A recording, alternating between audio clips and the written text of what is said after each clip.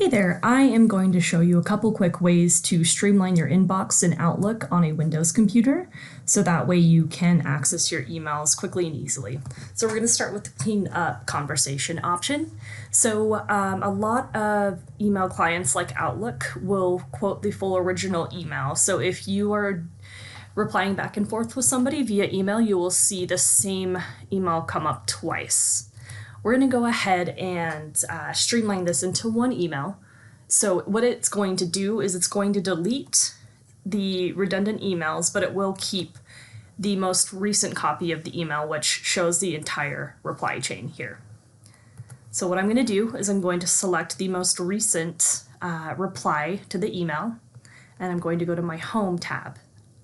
In the delete options here, we're going to go to cleanup. And under cleanup, we've got 3 different options here. So the cleanup conversation is just going to clean up the one that I have selected, just this one single email conversation.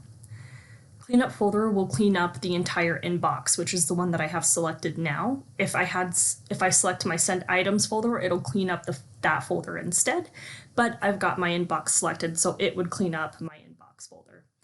Cleanup folder and subfolders will not only clean up my inbox folder, but if I have any subfolders under there in which I use to organize my emails, it'll also subsequently clean up all of the conversations within that subfolder. But for the sake of this video, we're going to go ahead and just clean up this conversation I have selected here.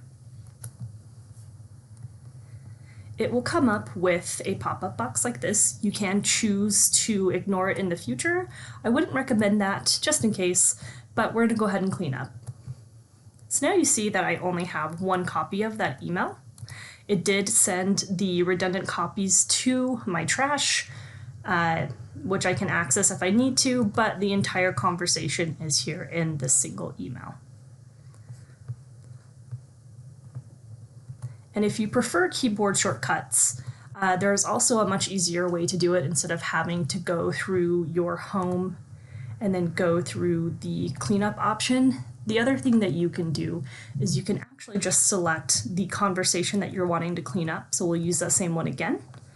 And you can hit the Alt key plus the delete key on your keyboard at the same time.